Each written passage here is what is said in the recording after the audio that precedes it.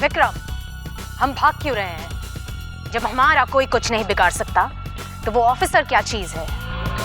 कुछ नहीं है वो। एक चींटी है जिसे हमें फौरन पैरों तले कुचल देना चाहिए। बहुत परेशान कर रहा है वो। खत्म कर दो उसे। अभी नहीं। देर मत करो। गाड़ दो अपने दांत उसके गर्दन में और खींच लो उसका भी सारा लहू। रक्त का सर हो रहा है तुम पर। पहले से ज्यादा ताकत आ गई है तुम में। हाँ, बस तुम्हें एक इशारा करो, फिर देखो मैं क्या करती हूँ उस ऑफिसर का। नहीं अनन्या, अभी उसकी जान नहीं लेनी है। पहले ये पता करना है कि वो मृत्युदाता के बारे में कितना जानता है, और जो कुछ वो जानता है बाकी के लोग भी उस बारे में जानते हैं या नहीं। खत्म कर दो सबको विक्रम। जब सब मर जाएंगे तब हमारे लिए मुश्किल खड़ी करने वाला कोई नहीं बचेगा। बस अब एक काम करना है हमें। उन 3 खंजरों को ढूंढना है, और मुझे पूरा यकीन है उन 3 खंजरों को ढूंढने का कोई ना कोई सुराग उस ऑफिसर या फिर उसके किसी साथी के पास जरूर होगा। उस राज तक पहुंचना बहुत मुश्किल है विक्रम। उन लोगों के पास उस राज तक पहुंचने का कोई रास्ता नहीं होगा। मगर वो उस रास्ते को तलाश करने की कोशिश कर रहे हैं। मृत्युदाता घर बैठे ही इतना कुछ कर रहे हैं कि ये पुलिस वाले परेशान होकर इधर उधर मारे मारे घूम रहे हैं, ताकि उनके हाथ कोई सुराग जरूर लग सके।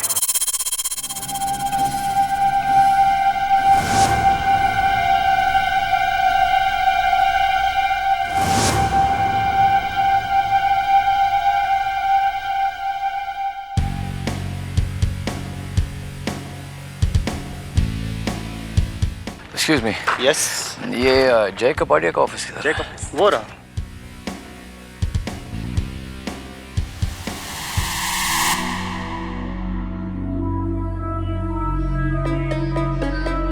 मिस्टर जय कपाड़िया? यस। मेरा नाम रणबीर है, ऑफिसर ऑन स्पेशल ड्यूटी। शहर में कुछ हत्याएं हुई हैं, उस मुताल्लिक मैं आपसे कुछ बातचीत करना चाहता हूँ। प्लीज। देखिए, मेरा काम रिसर्च का है। मैं आपकी क्या मदद कर सकता हूँ, वो भी इन हत्याओं के मामले में? मिस्टर कपाड़िया, शायद आपकी रिसर्च में ही मेरे सवालों का जवाब छुपा हुआ है। प्रोफेसर बिश्नोई ने जो किताब लिखी है वो कुछ हद तक सच्चाई में बदलती नजर आ रही है। Demon child? That's right.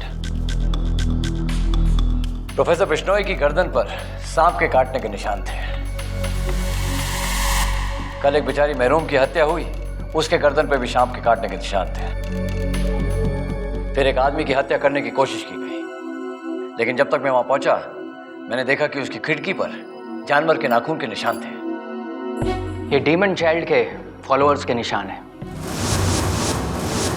मेरी रिसर्च में इसका जिक्र भी हुआ था, लेकिन चूंकि इसके बारे में कोई सबूत नहीं था, हम इसे प्रोफेसर बिश्नोई की किताब का हिस्सा नहीं बना सके। ये सब तो ठीक है, लेकिन स्नेक बाइट का क्या राज है? पहली बात तो ये कि स्नेक बाइट नहीं है, और दूसरी ये कि प्रोफेसर बिश्नोई के शरीर में खून बहुत कम होगा। जरा तो दूर की बात, उनके शरीर में तो एक बूंद खून नहीं था। ये जो डीमन चाइल्ड के फॉलोअर्स हैं, ये अपने समय से पहले मारे गए वो लोग हैं जो बाद में कब्र से उठकर हमारे सामने आ जाते हैं अपने मालिक इन डेमन का कहा हुआ काम पूरा करने। ये ताजे खून पे ही तरोताजा रहते हैं। ऐसी यानी कि आदमी को मारकर उसका खून चूस लेते हैं? बिल्कुल, एक सांप की तरह ये अपने शिकार को हिप्नोटाइज करते हैं। उसके बाद उनको गहरी नींद में भेजकर बिना किसी रेजिस्टेंस के अपने दांत उनके शरीर में गड़ाकर उनका खून पी जाते हैं। ये तो ठीक है, लेकिन वो जानवर के नाखून के निशान, उसका क्या राज है?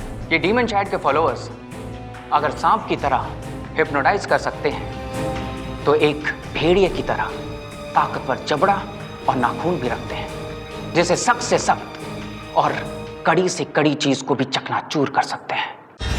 आपकी रिसर्च में इन्हें मारने का कोई तरीका मिला आपको? मैंने पढ़ा था, इनको खत्म हम तभी कर सकते हैं जब ये सो रहे हो,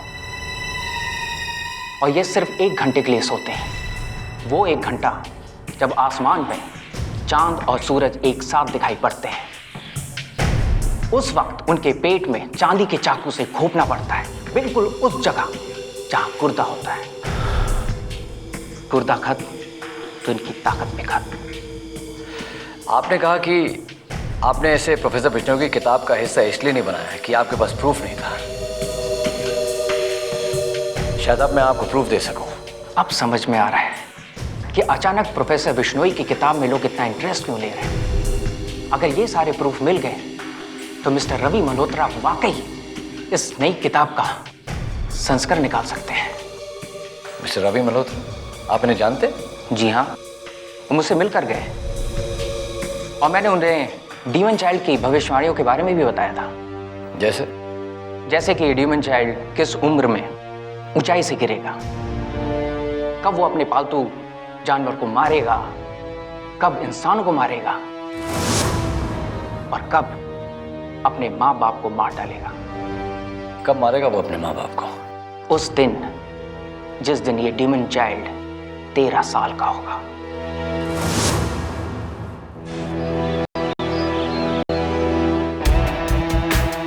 सावंत से मुलाकात हुई थी। देखिए मिस्टर मल्होत्रा, आपके मन में जो भी डर है उसे हटा दीजिए। इस केस को सॉल्व करने में मैं अपनी जिंदगी दांव पर लगा रहा हूँ। सावंत से न जाने मैं क्या बताऊं। बहुत तन्हा महसूस कर रहा हूं मैं। ऑफिसर, इस दिल में बहुत कुछ है जो मैं हर एक से डिस्कस नहीं कर सकता। सामंत मेरा बहुत अच्छा दोस्त है, उससे बातचीत करके वाकई मेरा दिल बहुत हल्का हो गया। राहुल कैसा है मिस्टर मल्होत्रा? राहुल कैसा है ये आप और मैं अच्छी तरह से जानते हैं। मिस्टर मल्होत्रा, आप राहुल के बारे में और जानकारी लेने के लिए जय कपाड़िया के पास गए थे? हाँ ऑफिसर, शायद ये मेरी सबसे बड़ी भूल थी। लोग कहते हैं कि उम्मीद पर दुनिया कायम है। अब तो उम्मीद ही खत्म हो गई जय कपाड़िया से मिलने के बाद। तो चढ़ गया, मेरा पूरा परिवार उजड़ गया। ऐसा क्या कह दिया जय कपाड़िया ने? जय की रिसर्च में कई 100 साल पहले डीमन चाइल्ड के बारे में की गई भविष्यवाणियों का जिक्र है कि यह डीमन चाइल्ड किस उम्र में क्या करेगा, जो सिर्फ मैं जानता हूं कि वो सच है। अब जैसे राहुल बहुत ऊंचाई से गिरेगा लेकिन उसे चोट नहीं आएगी, ये सच है। राहुल पालतू कुत्ते की हत्या करेगा, ये भी सच है। राहुल 12 साल की उम्र से लोगों की हत्या करना शुरू कर देगा, आप जानते हैं ये भी सच है। आप जानते हैं ना? यानी कि जय कपाड़िया की बात सच साबित हो रही है। और अब 13 साल की उम्र में राहुल अपने माँ बाप को भी मार देगा। ये आप भी जानते? हाँ। देखिए ना, क्या भाग्य है मेरा। जिसको जीवन दिया वो साथ नहीं देगा, जिसे जीवन साथी बनाया उसका मृत्यु साथी बनूंगा। मैं बहुत ही लाचार और हताश हो गया हूं ऑफिसर। मौत के लिए इंतजार करना बहुत मुश्किल है, बहुत मुश्किल है। धीरे रखिए मिस्टर मल्होत्रा, मुझे देखिए, इस केस को लेके मैं कितना परेशान हूं। हर रोज एक नया राज खुलता है। आगे बढ़ने के लिए कदम लेता हूं तो दरवाजे बंद हो जाते हैं। कई बार तो मुझे ऐसा लगता है कि एक पुलिस ऑफिसर की हैसियत से जो मुझे करना चाहिए वो मैं कर नहीं पा रहा हूं। लेकिन मैं उम्मीद नहीं छोड़ूंगा मिस्टर मल्होत्रा। अगर मैं उम्मीद छोड़ दूंगा तो जीत कौन हासिल करेगा? और मैं भी यही चाहता हूं मिस्टर मल्होत्रा कि मिस्टर गोम्स और डॉक्टर शर्मा की तरह आप भी मत उम्मीद हारिएगा। जी ऑफिसर, मैं अपनी तरफ से पूरी कोशिश करूंगा। राहुल 13 साल का कब होगा? 10 अप्रैल 2010 को। हर गुजरते पल के साथ समय कम हो रहा है, चुनौती बढ़ती जा रही है। जल्द कुछ करना होगा।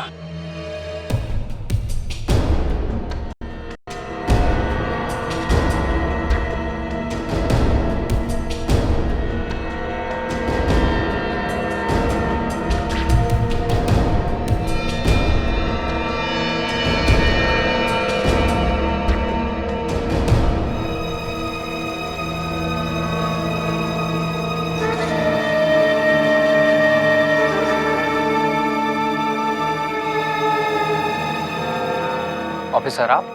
हेलो जय। जय, आपके पास बहुत सटीक इन्फॉर्मेशन है। अगर आप सब बातें पूरी की पूरी बता दें तो यह केस बहुत जल्द सॉल्व हो जाएगा। मुझे समझ में नहीं आता कि आप बातों को टुकड़े टुकड़े में क्यों बता रहे हैं। ऐसी बहुत सारी जानकारी है मेरे पास, समझ में नहीं आता है कि कहां से शुरू करूं और कहां खत्म। जो भी बची हुई जानकारी है वो किताब के लिहाज से जरूरी नहीं थी, और मुझे ये सारी गैर जरूरी इंफॉर्मेशन चाहिए। जहां लोग मर रहे हैं वही हो रहा है जो आप लोगों को पता है, और आप इस इंफॉर्मेशन को गैर जरूरी कह रहे हैं। क्यों? हमारी किताब में वही इंफॉर्मेशन छापी जा सकती थी जिसका कोई सबूत हो। बची हुई जानकारी हमारे लिए जरूरी नहीं थी। प्रोफेसर बिश्नोई की किताब का सब्जेक्ट मैटर पैरानॉर्मल है। जब विषय ऐसा हो जिसका सबूत ढूंढना मुश्किल है, तो उस विषय से ताल्लुक रखने वाली जानकारी का सबूत आप क्यों ढूंढ रहे हैं? ठीक कह रहे हैं आप। मैं डिवेनशायर से रिलेटेड जितनी भी जानकारी है वो आपको मैं मुहैया करा दूंगा जिनकी आपको तलाश है। You better. तब आपके पास सबूत नहीं था, आज सब कुछ आपके सामने है। मुझे समझ में नहीं आता कि आप किस बुनियाद पर फैसला करते हैं। ऑफिसर, बिना सबूत ये बातें बहुत अजीब सी लगती हैं। हो सकता है कि इनमें से कोई बात सच भी हो जाए, लेकिन हर बात सच होगी इसको हम मान के तो नहीं चल सकते ना। जैसे कि मेरी बहन की बातों को ले लीजिए। पिछले 1 महीने से लगातार उसे डरावने सपने आ रहे हैं। उसे अंधेरी गुफा दिखती है जहां खून ही खून है। उसे वो ट्रक आती हुई दिखती है जो बिना ड्राइवर के चलती चली जा रही, और एक लड़की को कुचलकर मार डालती है। मेरी बहन को लगता है कि होने वाली घटनाओं का पूरा आभास हो रहा है, लेकिन उसका कोई सबूत नहीं। बिना सबूत, चाहे वो आप हो या मैं, ये मानेंगे कि ये पूर्वाभास है। मैं मानूंगा। मुझे लगता है कि आपकी बहन का सोचना सही है। क्या? जी, मैं आपकी बहन से मिलना चाहूंगा। जय, जय, इनको मैं जानती हूँ। इनको मैंने अपने सपनों में देखा है। इन्हें? ऑफिसर रणवीर को? हाँ, लेकिन मेरी बात कौन मानेगा? मैं मानूंगा, इसीलिए आपके पास आया हूं, आपके सपनों के बारे में जानने। ये मिस्टर रणवीर है, पुलिस ऑफिसर। जैसे इन्हें मैंने तुम्हारे सपनों का जिक्र किया, ये फौरन चले आए तुमसे मिलने। ऑफिसर, इन सपनों की वजह से मैं बहुत परेशान हो चुकी हूँ। डर के मारे मैंने सोना छोड़ दिया है। देखिए, आप बताएंगी कि इन सपनों की शुरुआत कैसे हुई? महीने भर पहले मुझे एक सपना आया था। उस सपने में मैंने देखा कि मैं एक चर्च में हूं, और वहां पे एक प्रीस्ट मुझे मदद के लिए पुकार रहा था। और जैसे मैं उसकी मदद करने के लिए आगे बढ़ी, तभी मुझे काली अंधेरी शक्ति का एहसास हुआ, और मैं वहीं रुक गई। मैंने देखा कि वो प्रीस्ट मेरे सामने जिंदा जलकर मर गया, और मैं कुछ नहीं कर सकी, कुछ भी नहीं। बस तब से मुझे ये मौत के सपने आने लगे हैं। मौत के भेजे हुए हथियारों के अलावा मुझे और कुछ भी नहीं दिखता, कुछ भी नहीं। कभी लगता है कि इस मौत का अगला शिकार कहीं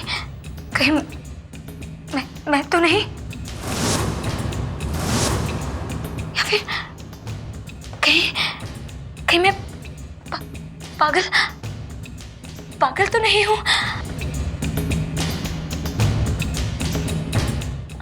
मैं पागल हो जाऊंगी।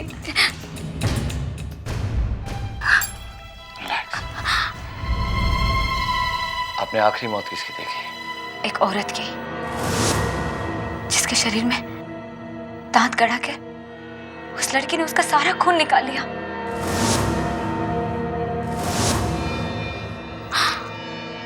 ऑफिसर जी,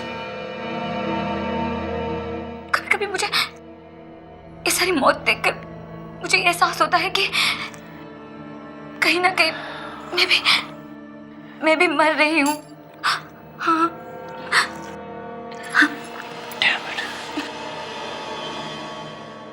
क्या हुआ ऑफिसर? तुम्हारी बहन का शक सही था। शायद उसे होने वाली घटनाओं का पूर्वाभास होता है। जल्द साबित भी हो जाएगा।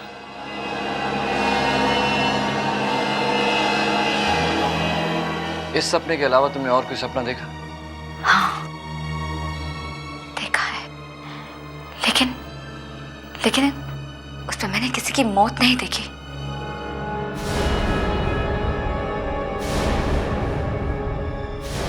क्या देखा आपने सपने?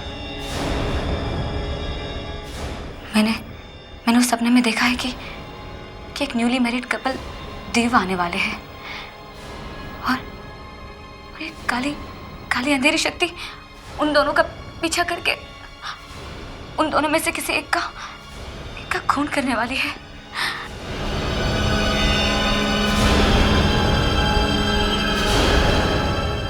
Married couple. क्या हुआ? कुछ नहीं। तुम पहले भी यहाँ आए हो? हाँ, 2-3 बार अपने दोस्तों के साथ आया था। बड़ी अजीब सी जगह है ये। अजीब सी जगह है? अरे इतनी हरी भरी खूबसूरत और प्यारी जगह है, इसमें अजीब क्या है? चलो अंदर।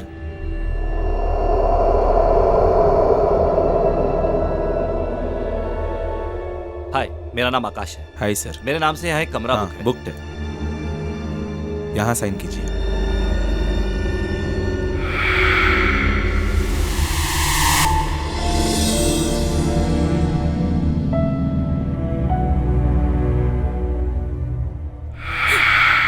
क्या हुआ? कुछ नहीं।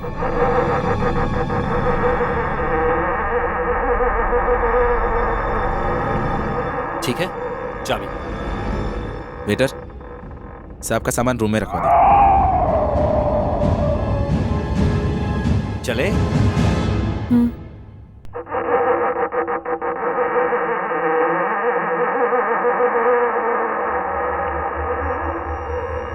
अरे क्या सोच रही हो? सो रही है यहाँ।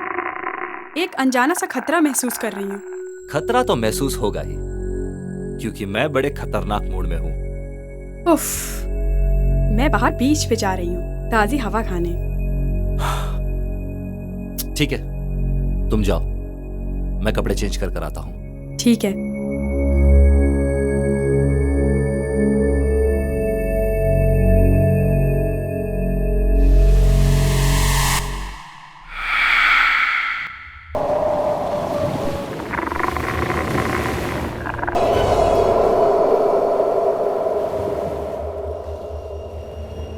तुम तो कह रही थी कि तुम्हें पानी में डर लगता है, तो वहां क्या करने गई थी? और जैसे ही मैं तो वहां पहुंची, वहां पानी में किसी ने मेरा हाथ खींच लिया। हाथ खींच लिया? हाँ, न जाने जब से तुम दीव आई हो क्या क्या बकती जा रही हो। अरे बाबा, मैंने तो यहाँ से डुबकी लगाई और वहां निकल गया, और वहां जाके क्या देखता हूँ कि यहाँ तुम डूब रही हो, इसलिए मैं तुम्हें बचाने के लिए चलाया। खैर छोड़ो, चलो चलते। पता चला दीव में कितने कपल्स आए? Yes sir. ऑफिसर, आप यहाँ इस समय? आ जाए। तुम्हारी बहन ने अपने सपने में जो मैरिड कपल का जिक्र किया था, उस सिलसिले में मैं आया। तो फिर आप बाहर क्यों खड़े हैं? चलिए अंदर बैठ के बात करते हैं। Please come. Thank you. आइए प्लीज बैठिए।